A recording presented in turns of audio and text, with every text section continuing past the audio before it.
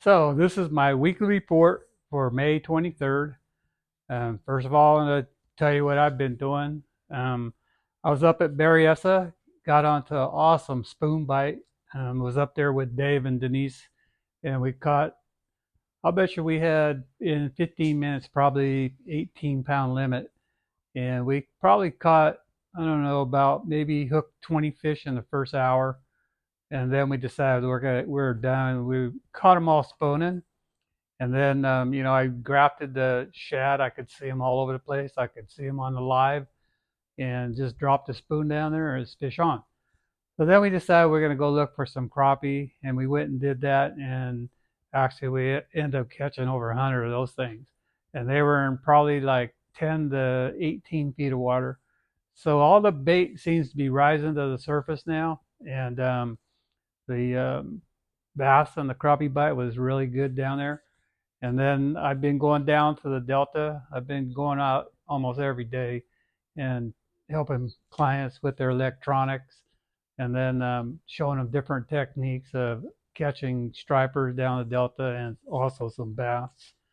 Um, I was down there a couple of days ago with Joe and his grandson, and it was blowing pretty good. And we caught some nice bass and a lot of stripers. I think we probably had maybe 10 stripers and probably maybe 15 bass. And I think the biggest bass is probably around 4 pounds. And the stripers were all in that 5 to 7 pound range. So it's a pretty good bite down there, but the wind has been blowing. So, but other than that, I've been just going out with a lot of the clients, teaching them their electronics. And it's been really kind of overwhelming because of the fact that 99% of these guys that I'm taking have had these units for a while, don't know what's in the unit and don't know how to run them. But after we get going, we're done for the day. We got some pretty happy campers out there now.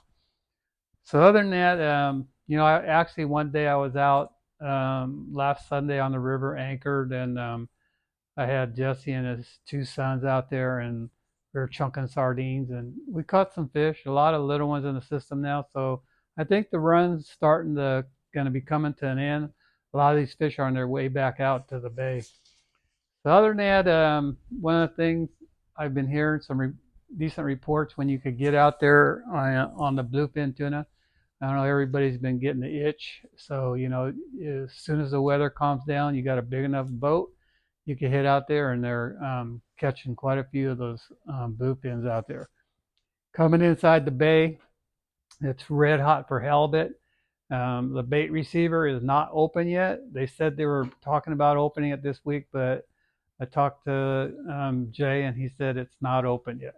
So there's no bait, but everybody's catching a lot of halibut, trolling tray bait. So you could take your anchovies, thaw them out, and then you could get the ProCure. They have this liquid brine. You could stick them in there for a little while, and it firms them up so that they stay on your hook better. And you could just run like a three-way with like an 18-inch dropper and then a 4-foot leader, and then run a small octopus hook with a little treble in the back, and then just troll them. And they're catching a lot of fish. One day they've been getting them in the South Bay, then they go to the north, and sometimes they're in the central.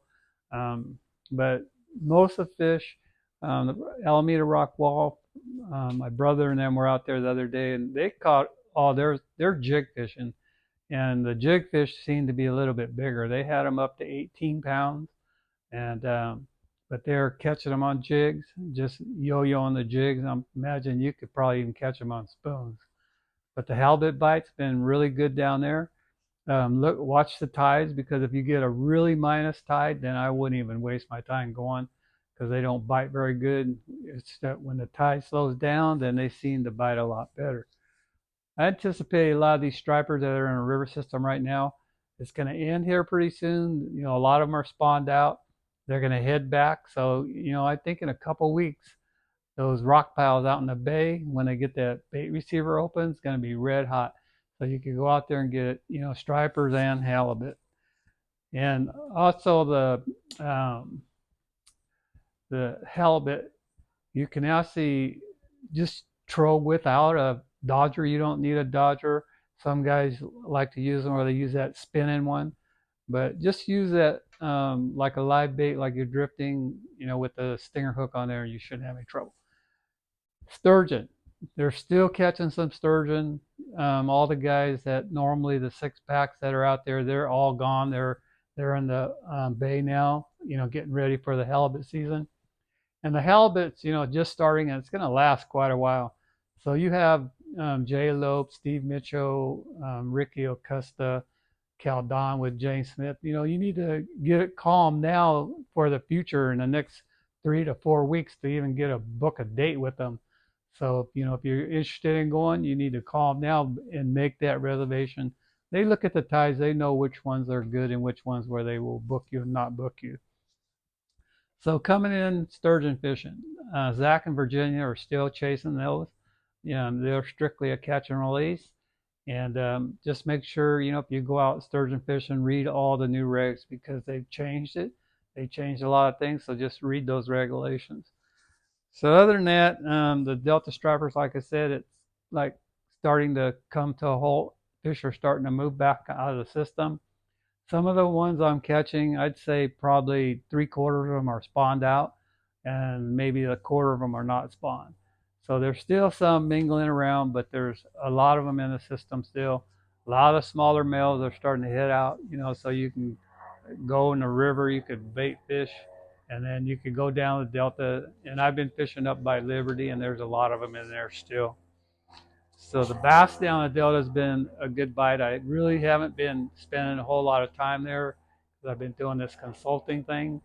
And, when I do get down there, it's been pretty decent. The bass, a lot of them, I always pay attention that when I catch them, I look at them and see, if they're spawned out.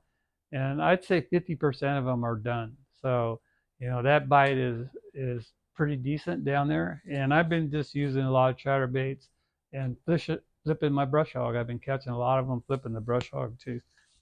So the trout bite, it's still been pretty decent. Berryessa has got those Eagle Lake trout there.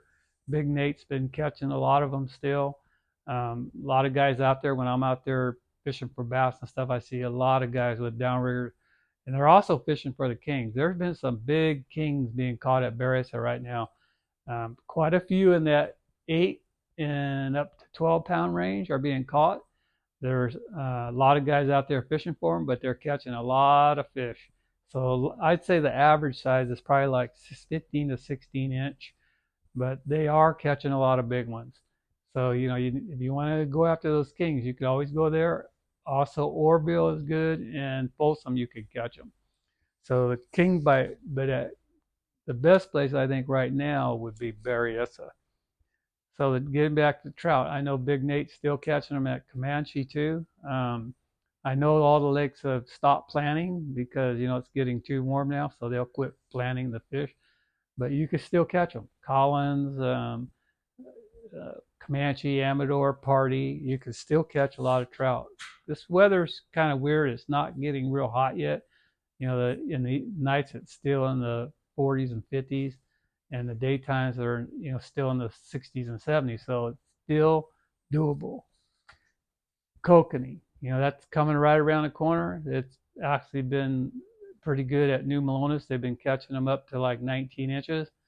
It's usually like a lot of reports I've been getting is guys going up there, and some of them will go, I caught 3 or 5, and then I hear another report where a guy got into school and got his limit.